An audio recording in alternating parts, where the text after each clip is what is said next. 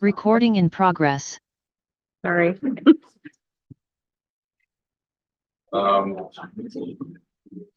Internet board members, we have Marjan on Zoom, and it looks like she's live tonight, so we can all see her. And then starting with Paula, introductions. Paula Siverly. Jeffrey Randy, Jeff Michael. Randy Carmody. Appreciate your read. There's no agenda revisions this evening. Approval of board meeting minutes from the budget board committee workshop of April 1st. Motion to approve board minutes. Second. Been moved and seconded. Any additions or corrections? Hearing none, all those in favor say aye. Aye. Aye. Opposed? Motion carries. Approval of the board meeting minutes of April 8th. Second. Been moved and seconded. Any additions or corrections? Hearing none, all those in favor say aye. Aye. Aye.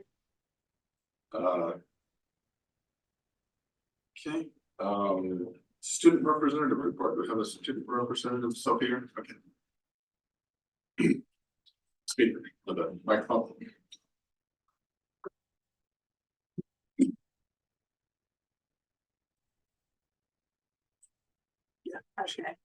Okay, good to know. Hi, my name is Sophie Eaton, and I'm excited to be Sandy High School's 2024 to 2025 ASB president. I am currently a junior, and I'm incredibly involved as a student, as I'm captain of our school's mock trials team, captain of our school's speech and debate team, and a key club treasurer. And I'm also a varsity tennis player, and I've participated in all of these activities since my freshman year.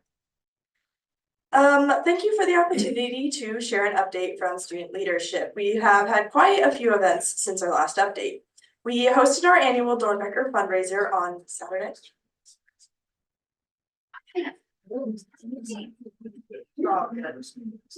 It's all good. Doing great so far. Speech and debate kid, I got this. But we've had quite a few events since our last update. We hosted our annual Dornbecker fundraiser on Saturday, April 27th, and it was a completely full auditorium. We had 10 seniors who competed and raised over a total of $13,000. It was a great community event, and our HOSA club hosted the father-daughter dance last weekend, and they sold out tickets prior to this event. It was also a great evening for our community. We just had our ASB elections, and we'll have our class council elections next week. Lastly, we hosted a very successful prom last weekend at the Resort of the Mountain. We sold just over 500 tickets. And for upcoming events, HOSA is hosting their spring blood drive this Friday. Then we have our Decades Assembly on Friday, May 31st. Each grade level is working hard to put together a choreographed routine for their decade. Freshmen have the 80s, sophomores have 90s, juniors are the 2000s, and seniors are 2010s to current. We are also having our 2 awards nights and graduation coming up in June. Thank you for the opportunity to present tonight. Thank you. Superintendent's report, Yeah, I do. As she said, graduation. I do want to remind folks it is a Thursday this year. So I don't remember the date. I think it's the 13th. Yes, I keep saying the 14th because I want it to be on a Friday. It's the 13th, which is a Thursday. So I just want to make sure everybody's aware of that. Another thing I have this evening is there's a lot of great things that come out of public education. One of the best things that we do is we get to meet people, we get to grow students, and we get to build relationships. And sometimes, unfortunately, we find ourselves on the bad end of the situation. We had a very beloved staff member of ours, Lance Brooks, that gave 20 plus years of his life, his blood, sweat, and tears to our school district. His fingerprints are literally on every single building. And he passed away last 2 weeks ago, I believe. He had been fighting a battle with cancer that, as we all know, oftentimes ends this fashion. And so I just don't want any more time to go pass by without us recognizing that Lance was a phenomenal member of our community and he touched thousands and thousands and thousands of lives, and he will not soon be forgotten by myself or our principals. And I think it's more important to talk about Lance just because the work that he did, you really don't see. You feel the effects of, right? So he was everything: air and electrical and water and keeping buildings up and running and showing up at night when we thought there might be a break-in. He was the first man on the scene, and he really literally was putting his life out there every time he went out there in the middle of the night for a call for our kids in our community. So I think it's important that we recognize his efforts, and every chance you get, tell the folks that are closest to you that you do love and care about them, and make them, feel like they're maybe a bigger part of this, this world and this place than they themselves believe to be true in the moment. I'd hate to begin and end on that. However, you were all better for having been influenced by Lance. So thank you. Thank you. Citizens agenda, I'd like to remind you that you have 3 minutes to speak, and we'll start with Megan.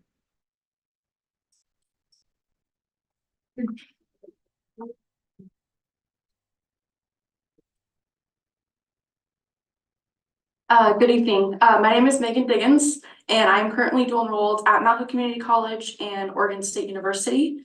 I am currently majoring in natural resources and minoring in geology. I graduated from Sandy High School in 2018.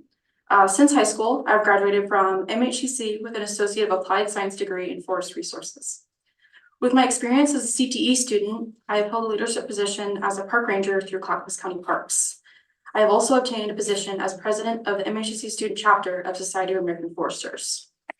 I support a forestry CTE program for this community because it would have given the opportunity to begin a career path at an earlier rate than the time that was given. I took a Parks and Wildlife management class here at Sandy back when I was in high school and absolutely loved it, but wasn't given the opportunity to move along that path until after graduating high school. A forestry CTE program would allow students to explore more career options while attending high school. Forestry is an opportunity for growth for as long as we inhabit the landscape we have all grown or come here to enjoy. It is also an opportunity to learn longevity, not only within a career, but also with the land that we manage. We need the next generation of natural resource managers to carry on that legacy for what was given to us. To end, I would like to quote a section from Oregon Forest Resources Institute from 2023-2024 edition. Tens of thousands of Oregonians are employed across a variety of forest-related jobs, from forestry, logging, millwork, and cabinet making, to engineering, hydrology, business management, and academic research.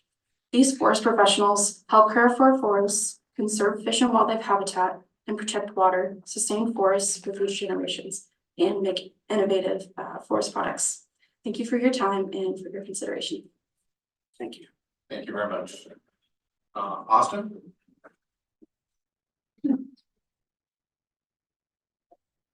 Folks, I'm back again. You saw me before. You're gonna see me a lot. My kid's only 3, so I'm gonna be here for at least the next 15 years.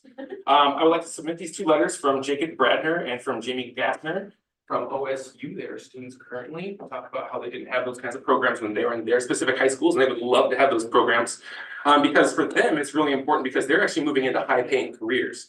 And I know that this board is a lot about CTE and high-paying jobs. That's kind of really what your focus is at.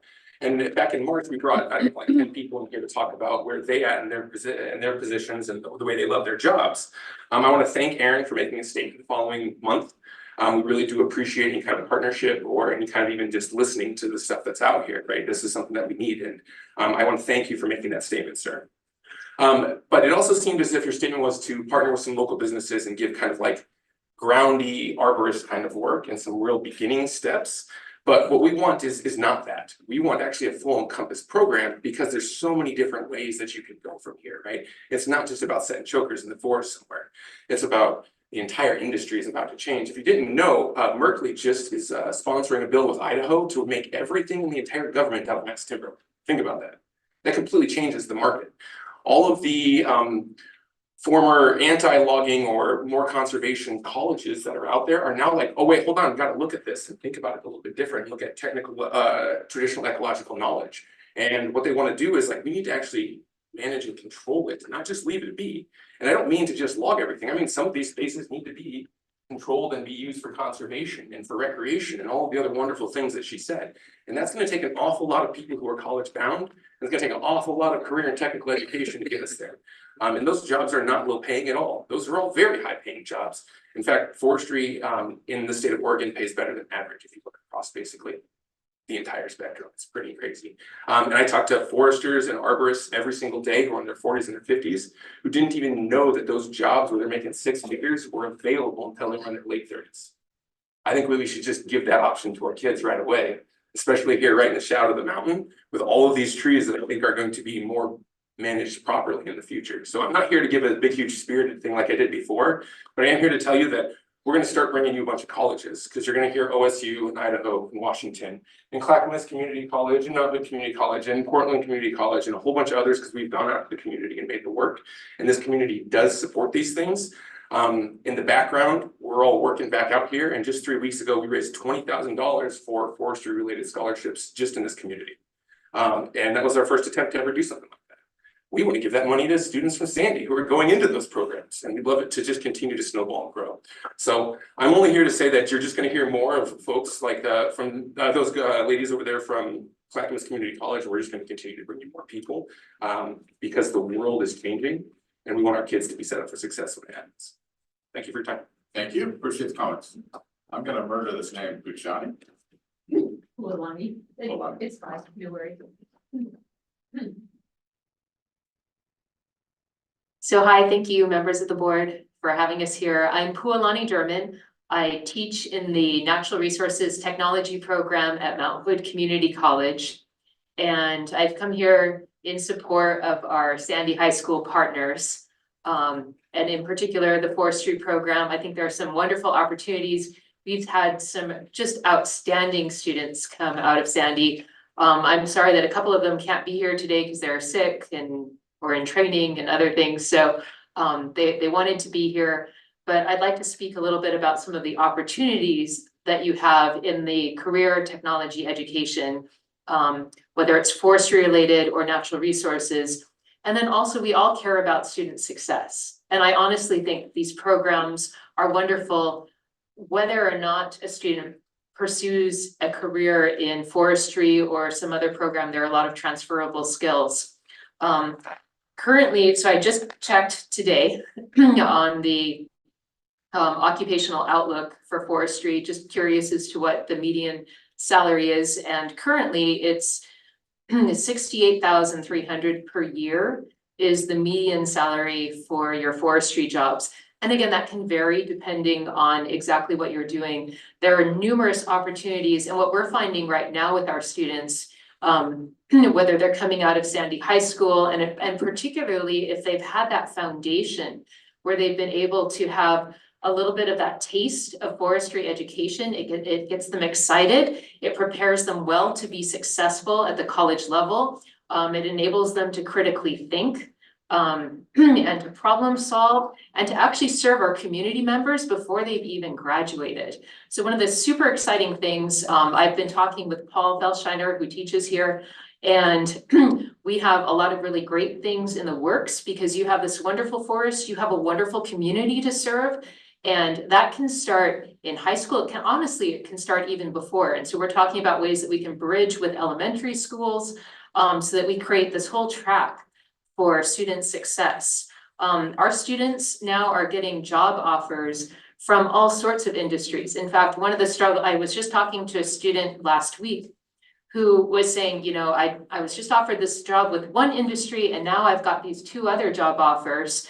You know, what do I do? Because I don't want to let this one place down. But so we have students who are working for PGE, for the Mount Hood National Forest.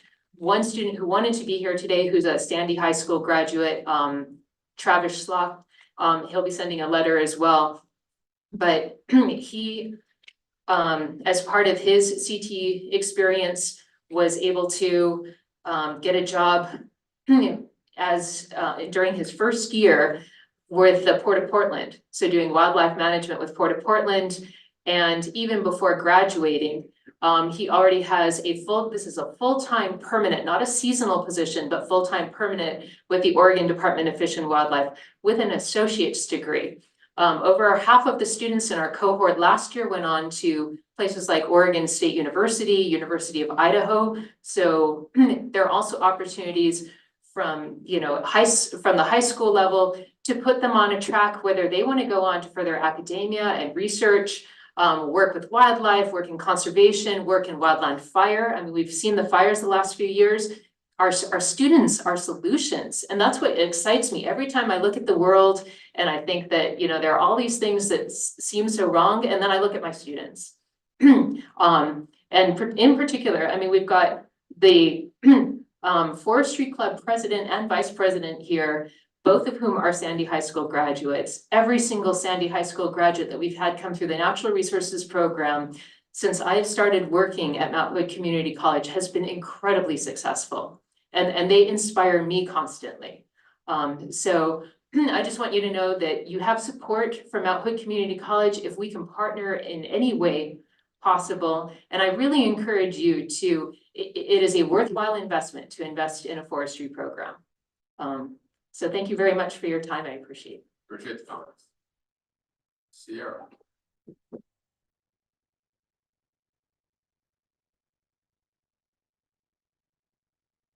Hello, thank you for hearing us tonight. My name is Sierra Hopkins. I grew up in Sandy and attended Sandy High School, and I graduated in 2017. I'm the current vice president of Mount Hood Community College Forestry Club. And after having worked on and off at a Christmas tree farm in Sandy since I was a teenager, I decided I wanted to pursue a formal education in forestry. I grew up in this area, spending a lot of time in the woods, and so I started looking for programs and decided to attend Mount Hood Community College. And I'd had other Sandy friends go there and highly recommended it. I love the program. I found a career I always knew I wanted, but couldn't really put my finger on how to obtain. I have a summer job this year with the Forest Service in the Gorge. And if I had known that this career was an option in high school, I would have started sooner and taken CTE classes that were offered in forestry. Doing something outside and using tools in a real application would have been really good for me personally. I was a very, very antsy student, and the kind of classes I've had at Mount Hood Community College have been very hands-on, and I think I would have really absorbed that kind of information, and I would have really loved it at the time. Sandy has a very unique opportunity with the resources it has to, implement this kind of program and really set up the students in the community which has historically had, a lot of, forestry presence. We're right next to the Mount Hood National Forest and, timber.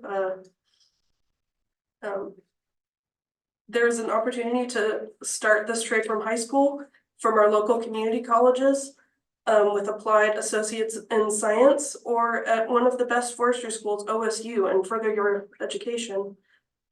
There's a very wide variety of jobs available in forestry with room for growth and upward movement. And this program at Mount Hood has helped me explore all of those options.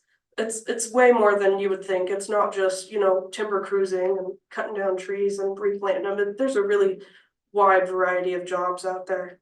And this opportunity could really encourage youth to be in a field that's local and supports our local economy. These are, there's a really huge variety of skilled, valuable, and fulfilling jobs out there for forestry students. So I just want to say thank you for your time and consideration. Thank you for the comments. Moving on, certified staff.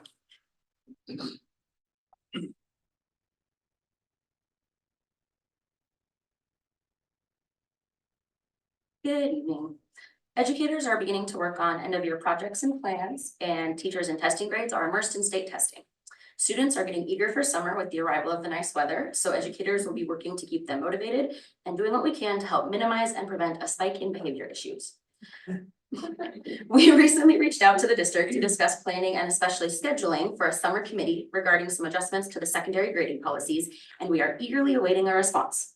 We just want to make sure people have enough time to add this to their schedule before their calendars are all filled up for the summer. Thank you and have a wonderful evening. Thank you very much. Pretty sure we don't have classified today, we normally don't. Consent agenda, I'll entertain a motion to approve the consent agenda. Motion to approve. Okay. Been moved and seconded, any discussion? Hearing none, all those in favor say aye. Aye. Aye. Opposed? Motion carries. Moving on to action items, synthetic turf procurement award, Tim. So if you'll recall, I don't know, it might have been last year about this time, we came in with phase one. We have the wonderful turf fields out here, get used almost every day of the year by multiple groups. But as we said before, it's carpet wears out. It has a 10 to 14 year life depending on the volume of use. And we are now into year 12, roughly, for the stadium field. And so we've completed phase one of the upper field here, which gets both those two fields are used almost equally. But the stadium, nature of the sports that take place down there, takes a beating. So we are now at the point where it needs to be replaced for not just aesthetics, obviously, but for safety reasons because of seams and G-force testing and all that good stuff. So we have gone through and gotten procurement pricing from the DIPS, which is the interlocal procurement system. It's a national cooperative that does purchasing, and any government can piggyback on those purchasing processes. So same process as we did last time. And there's pricing that is available from the contractor or the provider that did the field previously.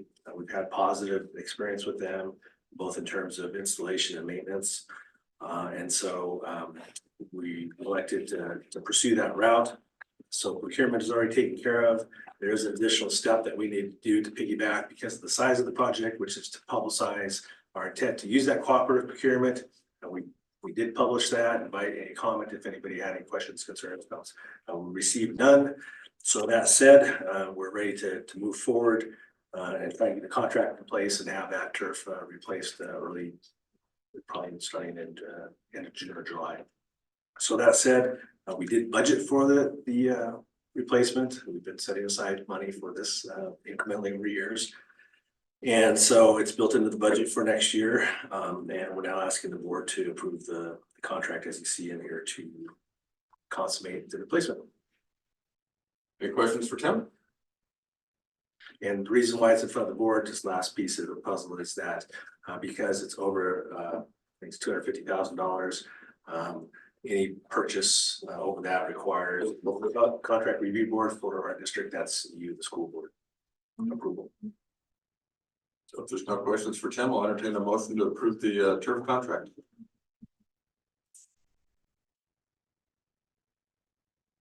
Motion to approve. Been moved and seconded. Any further discussion? All those in favor say aye. Aye. Opposed? Motion carries. Thank you, Tim. Appreciate it. Elementary mathematics adoption, Rachel. Good evening.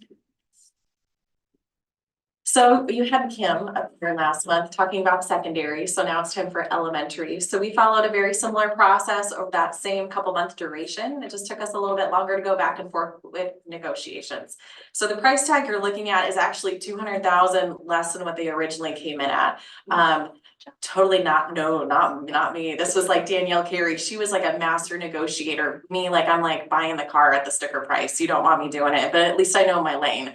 So Danielle killed it. She was able to get a great rate. It's a 7-year price tag for it. And teachers are really, really excited. One of the big differences, it's a little bit of a shift from some of our standards, not like the traditional way that you have math being taught. It's a little bit more hands-on, a little bit more exploratory, and some really nice science integration, which is a really, really nice step in the great direction for best practice for our students. So we're really excited about that piece. Teachers are excited. We're getting materials in for them to be able to get familiar with, but we need your board approval and your stamp saying this is a good thing to move forward with. And we are up on our adoption cycle, so we do have to make a decision about what math program we're gonna have moving forward. Any questions for Rachel? I'll entertain a motion to approve. Is there a second? It's been moved and seconded. Any further discussion? Hearing none, all those in favor say aye. Opposed? Motion carries. Thank you. Awesome. Early literacy grant application. I know, you got me for two of them. Yeah. All right, so the state of Oregon came out with the early literacy grant. We were a little hesitant on whether we wanted to participate in this or not. After some conversations with some state level folks and our superintendent, we decided that we were gonna play ball. The estimated cost for the 23-24 school year is a little under 300,000, along with for the 24-25 school year. It does have a matching component that we have to allocate some district funds for. We're gonna be using our Title I money that we get to supplement and to match that piece. What we're doing is we're gonna be supporting our Title I teachers and our intervention specialists. So we're not adding any additional folks, but we're just helping support those expenditures, especially as we look to the financial future of the district in the coming years. The piece that you'll see in your board packet, those happen to be the slew of questions that ODE wanted. It was real similar to the integrated plan that you all saw last year. It's rolled into that same process. The beautiful piece is that all of our responses and what we're doing is exactly in alignment with what the state was already wanting us to do. So when we went through, all they needed were clarifications. We kept their answers very skinny because we're not deviating from what we're doing. We're just consistently doing it and trucking forward with great results. So it just needs your action, and it had to be presented in front of you all. Any questions?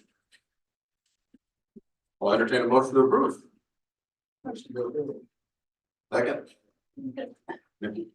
Any further discussion? All those in favor say aye. Aye. Opposed? Motion carries. Thank you. Awesome, thank you. No information and discussion items this evening. Announcements. Hopefully we have a board meeting on June 4th. Our next meeting is June 10th, and then we have another June meeting on June 24th. And then there will be no July meeting. Right, and once again, we probably should have had graduation is in there on June 13th, which is a Thursday. No, exactly. I should. So the meeting is adjourned. Did I miss anything? No, nothing. Just Recording stopped. Oh, good, we got a meeting.